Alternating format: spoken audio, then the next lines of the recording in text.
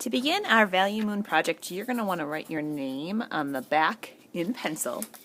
I'm going to flip that paper over, and I'm going to take that circle tracer, and I'm kind of moving it around my paper, trying to find an interesting spot to put it.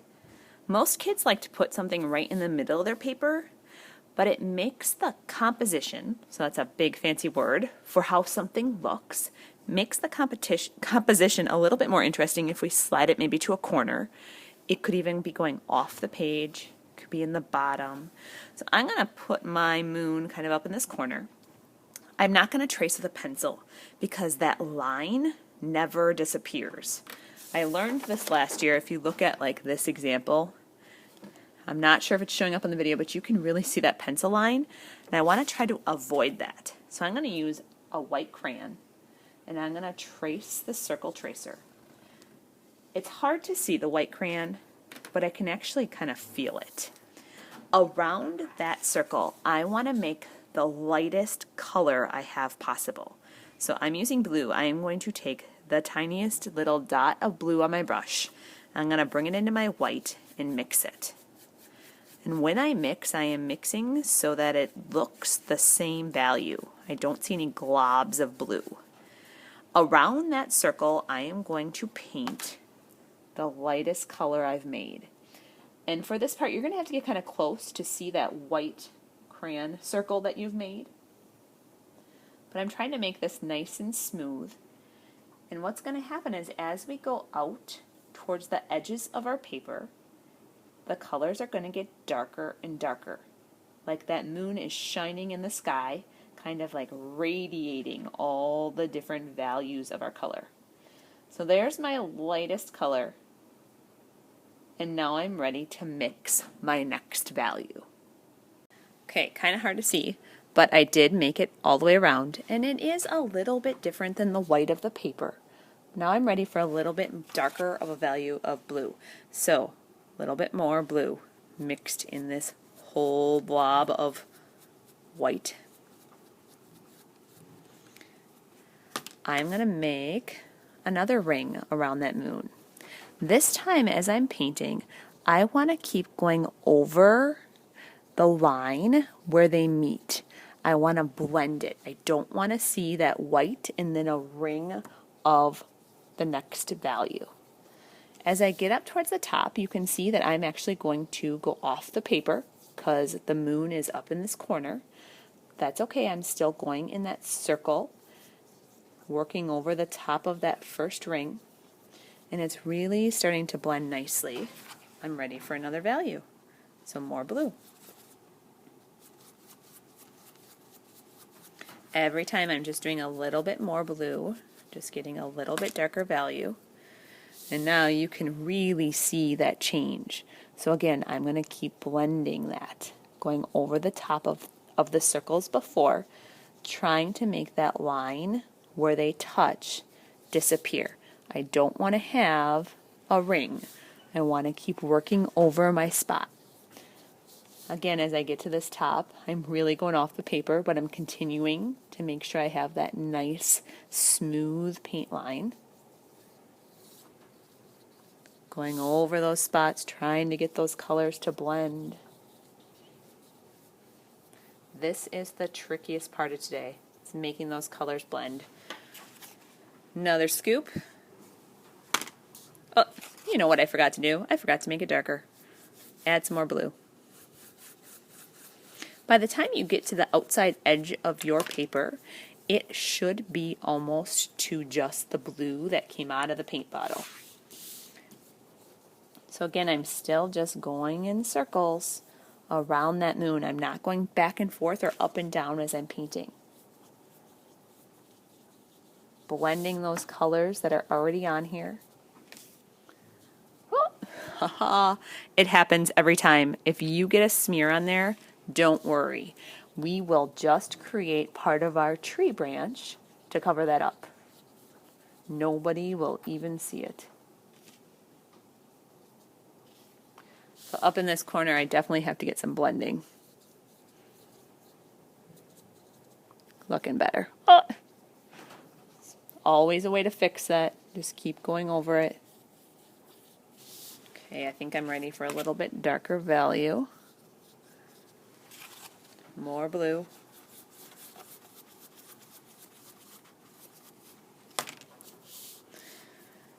So it really is just a pattern of adding a little more blue at a time and blending, blending, blending.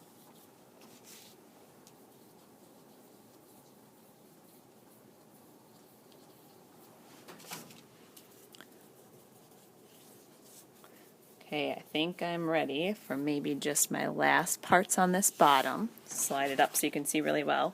More blue. I did add a couple of scoops this time to really get that color to change. Just blending, blending, trying to make those lines disappear.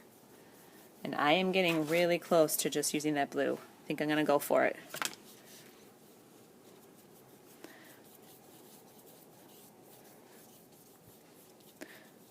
I lost track of how many values I mixed, but I would say somewhere around 5 times you're going to want to scoop more color into the white to get all those values.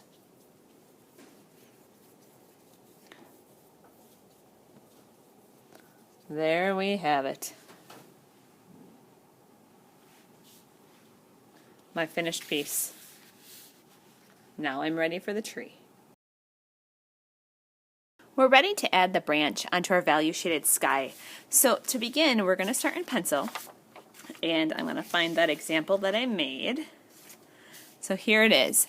I want to look on the board at those branch examples, and you will see that the branch for this project is going to have to start off the page. Otherwise it's going to look like it's floating. So I'm going to start it with a line, and it does not have to be straight, and that line should definitely touch through part of the moon. I want my branch to be 2 lines thick. So at the edge of the paper, it's going to be thicker, and as it comes out, it's going to get skinnier. And I'm trying to cover this little blob that I had from my oops when I was painting. So I'm going to make my branch kind of make a Y at the end, and I'm going to cover up that blob in that Y. Your branch can just come straight out if you'd like. On that branch, I'm going to have a few limbs, again, 2 lines thick, and they come and get skinnier towards the end. The more branches you make, the more realistic the tree will look. And those branches can have branches. And again, there's that Y shape that we've learned about maybe in 2nd grade, 3rd grade. There's a Y. Those branches can even have branches if you'd like. And again, mostly they go into Ys. The more you add, the more realistic the tree will look. Extra things that you can choose to add, but you don't have to. An owl, or maybe even some bats flying in the sky. So if you want to add those things, an owl should definitely be sitting on a branch. So I kind of start with a curved line, and I make an oval bottom, kind of making it look symmetrical. And for this project, it's pretty effective if you just leave the eyes white. And if you want to add that beak in there, you could, and that would also be just white.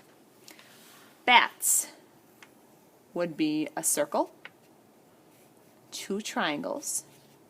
I make a sad face on both sides, and then the letter M kind of stretch out. And your bats could be big, they could be small as they get further away. Once you have those things drawn in pencil, we're going to start with black paint.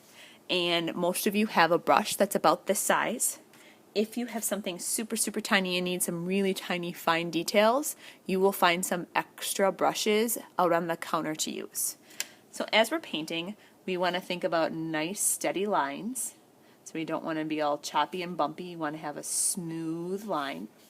And you want to use paint to fill that in. If your paint's getting kind of ucky looking, that just means you need more.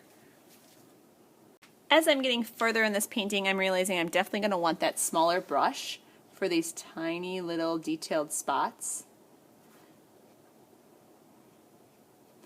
The owl. if you choose to have an owl, I would circle those eyes first so they stay white. And if you want the beak to show up white, do that as well. And then you can kind of fill in that outer shape.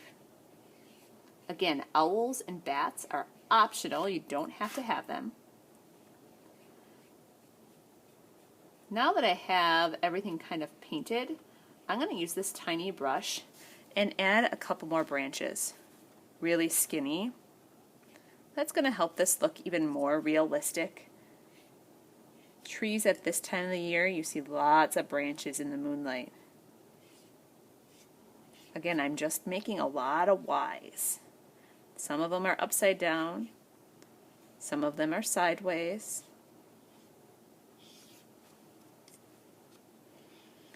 When your project is finished and your name tag is on there, it can go in your drying rack spot.